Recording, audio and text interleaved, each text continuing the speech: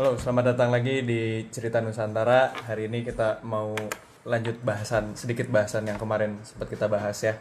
Jadi kalau nyambung sama obrolan kemarin itu kan eh, bahwa Bung Karno ini dan kawan-kawan waktu sebelum menciptakan Republik, dia Mendirikan. mendirikan Republik, mereka itu sadar betul bahwa Nusantara ini adalah berisikan kerajaan-kerajaan yang masing-masingnya punya nilai yang sama dengan bahasa yang berbeda dan kebiasaan yang berbeda.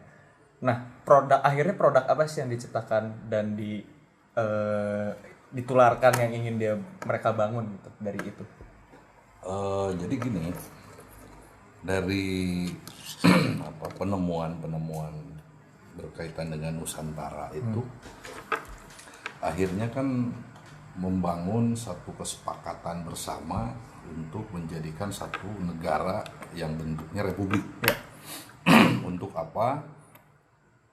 Pada saat itu para pendiri bangsa dan negara itu mengingat bahwa kita ini terdiri dari beratus-ratus pulau, beribu-ribu, 17.000 lebih. Lalu suku bangsanya banyak, ya. Dan ini sangat mudah diintervensi oleh bangsa lain kalau tidak bersatu. Maka dengan hasil penelitian, hasil perjalanan perjuangan waktu itu, kesimpulan adalah untuk kuatnya Nusantara ini maka harus diikat dalam satu kesatuan yang namanya Negara Kesatuan Republik Indonesia. Gitu. Nah, dengan latar belakang adat budaya yang berbeda-beda, tapi ada satu persamaan di antara suku bangsa yang ada di Nusantara, yaitu semua cinta damai. Semua memiliki kebiasaan atau budaya, adat dan budaya yang mereka tidak akan menjajah orang atau bangsa lain, dan tidak mau dijajah gitu. Nah, kesamaan inilah yang sehingga menjadikan Republik Indonesia ini terbentuk pada saat itu. Nah, berarti ketika sebelum membentuk pasti kan mereka ingin bikin ya mungkin sekarang dasar negara gitu. Oh iya, tentu itu karena kan persyaratan dalam satu negara. De facto de jure itu. Dari mulai falsafahnya, fondasi dan lain sebagainya, sehingga pada saat itu hasil daripada bahasa sekarang perjalanan lah ya keliling Nusantara itu, Bung Karno dan kawan-kawan, khususnya Bung Karno, merangkum inti-inti budaya atau adat senusantara yang disatukan dalam satu bentuk langkah hidup, yaitu disebut Pancasila tadi. Nah, Pancasila inilah alat atau tools ya untuk bangsa Indonesia mengarungi kehidupan dalam berbangsa dan bernegara. Jadi ada langkah bagaimana kita bertuhan, bagaimana kemanusiaan yang adil dan beradab, bagaimana kita bersatu, kerakyatan pimpin oleh hikmah kebijaksanaan, musyawaratan perwakilan, dan lalu yang kelima semua berharap keadilan sosial. Nah, ini yang dijadikan alat untuk mewujudkan cita-cita bangsa. Gitu. Nah, sebelum ini dipakai, tentu bangsa ini membutuhkan satu statement dan pengakuan, yaitu disebut proklamasi tadi. Ya. Jadi kita memproklamasikan pada saat itu, Bung Karno dan kawan-kawan memproklamasikan bahwa terbentuknya Republik Indonesia.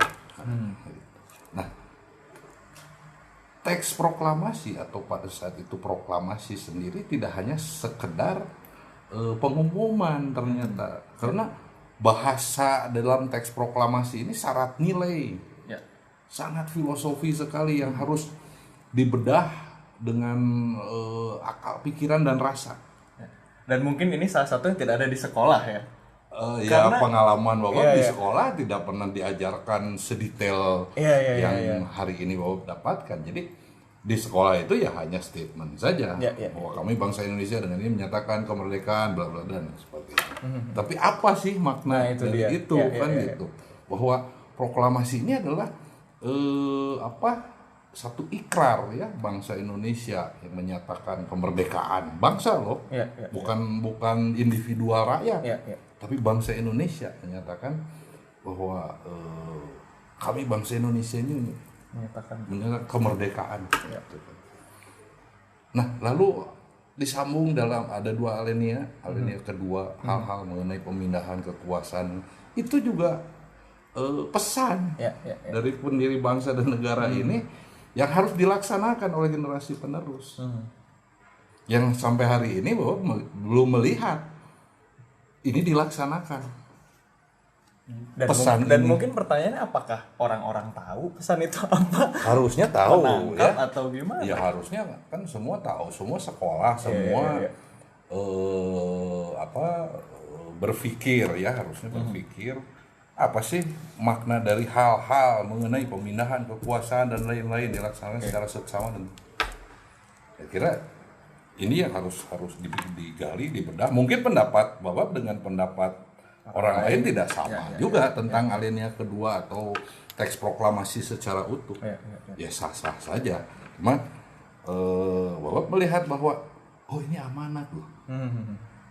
Karena manusia ini hidup dasarnya contoh dan amanat. Di luar contoh dan amanat maka kita akan menemukan kecelakaan-kecelakaan. Tanda petik kecelakaannya. Jadi manusia lahir ke alam dunia ini kan tidak tahu apa-apa. Dia tahu karena ada yang memberitahu. Nah, inilah fungsi para pendiri bangsa negara, fungsi para leluhur, para nabi rasul dan lain sebagainya. Memberikan apa yang sudah dilakukan dan dilaksanakan oleh beliau-beliau pendahulu kita yang harus diteruskan oleh kita supaya kita nggak nyasar. Kalau berjalan itu misalnya Bapak sebagai orang tua pengalaman dari Bandung ke Jakarta misalnya, jalannya itu pakai jalan tol menuju Cikampek menuju Jakarta. Nah, kalau Bapak nggak cerita ke anak, ke Ijal, mungkin Ijal jalannya keliling puncak dulu, ke Sukabumi misalnya kan, tapi tidak langsung ke tujuan yang mempersingkat waktu. Nah, inilah salah satu contoh dan amanat supaya kita tidak nyasar dan juga efisiensi waktu.